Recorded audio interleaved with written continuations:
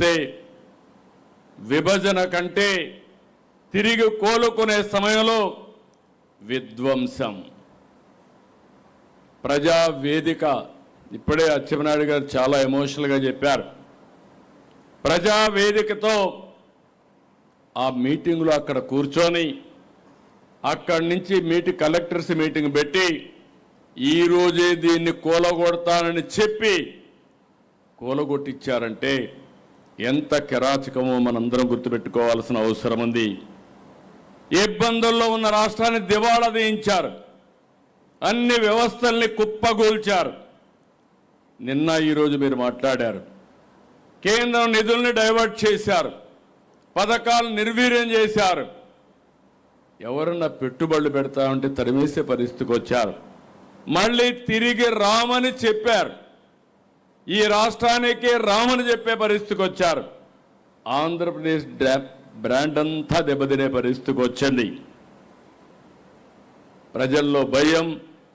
ఈరోజు నేను చూస్తున్నాను చాలాసార్లు మీటింగుల్లో, స్వాతంత్రం వచ్చింది 47లో వచ్చిన ఇటీవల 1924లో ప్రజలంతా భయపడిపోయి ఇంట్లో నుంచి రాని పరిస్థితి వస్తే ఎవరు నవ్వే పరిస్థితులు కూడా లేరు. మొట్టమొదటిసారిగా మీరు చూస్తే ఈరోజు అందరి ముఖాల్లో నవ్వు చూస్తున్నాం, ఆనందాన్ని చూస్తున్నాం. ఎక్కడా భయపడకుండా హ్యాపీనెస్ చూసే పరిస్థితికి వచ్చాం. అది పెద్ద మార్పు.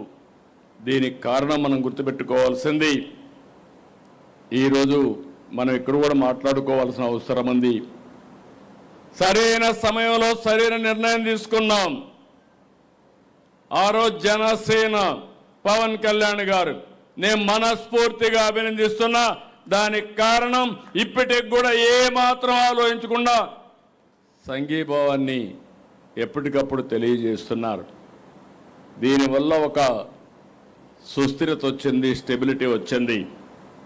ఈరోజు నరేంద్ర మోడీ గారు ప్రధానమంత్రిగా, మనము బీజేపీ జనసేన కలిశాం, ఎన్డీఏ పెట్టాం.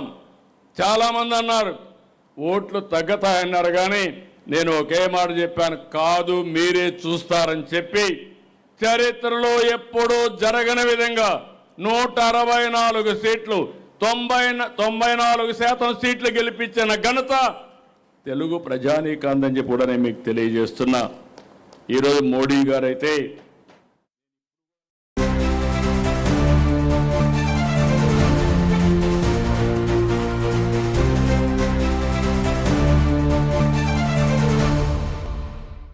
టీడీపీ మహిళా ఓటు ఇంకా పటిష్టమయ్యిందా? 33% రిజర్వేషన్ అమలు బ్రహ్మాస్త్రమేనా? స్థానిక ఎన్నికలతో పాటు 2029 సమరంపై ఫోకస్ పెట్టారా? పసుపు పండుగలో తమ్ముళ్లకు రూట్ మ్యాప్ ఇచ్చేశారా? గొడ్డలి పార్టీ పేరుతో విమర్శలు ప్రతిధ్వనించాయా? ప్రత్యర్థి పార్టీని ఇరకాతంలో పెట్టే అస్త్రం ఇదేనా? హైబ్రిడ్ మోడ్లో మహానాడు సక్సెస్ అయ్యిందా? టీడీపీ క్యాడర్లో కొత్త ఉత్సాహం తీసుకొచ్చిందా? మహానాడు మహా ఉత్సవం ప్రైమ్ డిబేట్ రాత్రి 7 గంటలకు.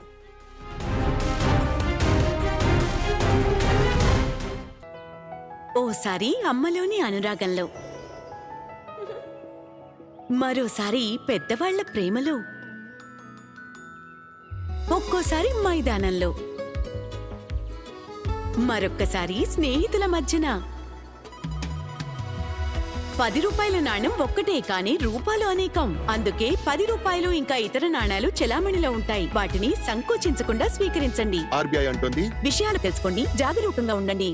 స్వర్గీయ నందమూరి తారక రామారావు గారి జయంతిని స్మరిస్తూ స్వర్ణాంధ్రప్రదేశ్ రథసారథి తెలుగుదేశం పార్టీ జాతీయ అధ్యక్షులు ముఖ్యమంత్రి వర్యులు శ్రీ నారా చంద్రబాబు నాయుడు గారి ఆధ్వర్యంలో యువగళ సారథి నవయుగ నాయకత్వ వారధి రాష్ట్ర ఐటీ మరియు విద్యాశాఖ మాధ్యులు తెలుగుదేశం పార్టీ జాతీయ వర్కింగ్ ప్రెసిడెంట్ శ్రీ నారా లోకేష్ గారి ఆధ్వర్యంలో తొలిసారి డిజిటల్ మహానాడు వేడుకల్లో పాల్గొని విజయవంతం చేస్తున్న శుభ సందర్భంగా అధినేతలకు, నాయకులకు, కార్యకర్తలకు ఇవే హార్దిక శుభాకాంక్షలు. ఇట్లు నల్లమిల్లి మనోజ్ రెడ్డి, తెలుగుదేశం ఇన్ఛార్జ్, అనపర్తి, తూర్పుగోదావరి. ప్రతి ఇంటా తెలుగుదేశం, ప్రతి తెలుగోడి హృదయంలో మహానాడు మహోత్సవం. వర్చువల్ వేదికపై జరుగుతున్న తెలుగుదేశం పార్టీ మహానాడు కార్యక్రమంలో పాల్గొంటున్న నాయకులు, కార్యకర్తలు, అభిమానులందరికీ హృదయపూర్వక స్వాగతం, సుస్వాగతం. సద్దాం హుసేన్, రాజంపేట్ పార్లమెంట్ మైనార్టీ ఉపాధ్యక్షుడు, పుంగనూరు నియోజకవర్గం.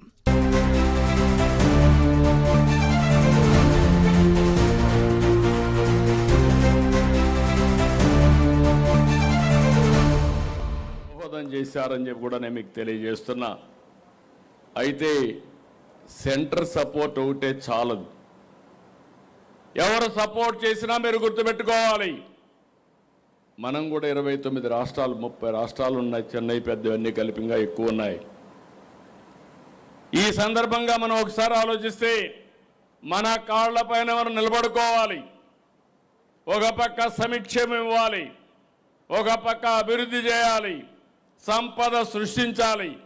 ఆదాయాన్ని పెంచుకోకపోతే మనం నిలబడే పరిస్థితి లేదు.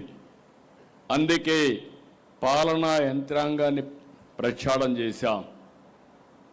ఏ స్థాయి అయినా మీరు తీసుకోండి, మొత్తం డీమారలైజ్ అయిపోయిన అడ్మినిస్ట్రేషన్ని ఎక్కడికక్కడ పగడ్బందీగా నడిపిస్తున్నాం.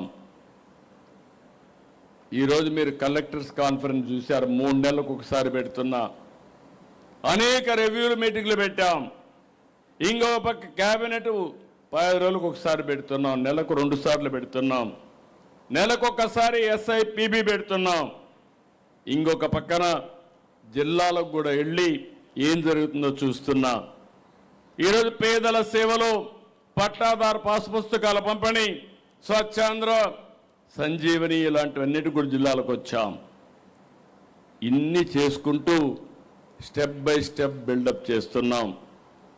టెక్నాలజీని ఉపయోగించాం. ఒకప్పుడు పరదాల పాలన, ఇప్పుడు ప్రజల మధ్య పాలన. ఎక్కడా వెనకబడే పరిస్థితి లేదు. ఇంకొక పక్కన అంత మునుపు బటన్ నొక్కే పరిస్థితి. వాళ్ళ ఇంటికెళ్ళి వాళ్లకు డబ్బులు ఇచ్చి సక్రమంగా చేరిందా లేదా అని కనుక్కునే విధంగా మనం ముందుకు పోతున్నాం.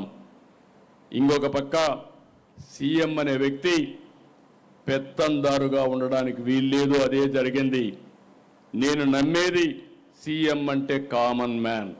కామన్ మ్యాన్కి ఎంత అందుబాటులో ఉంటే అంత పేదవాడికి న్యాయం జరుగుతుంది. ప్రగతి అనేది ఆప్షన్ కాదు, కంపల్సరీ. ప్రగతి లేకపోతే సస్టైనబిలిటీ ఉండదు. అందుకే మీరు చూస్తున్నారు 24 గంటల్లో ఈరోజు ఇక్కడ కూర్చున్నారు. మళ్ళా సాయంత్రం పోతే ఇంకో మీటింగ్ పెట్టుకుంటా.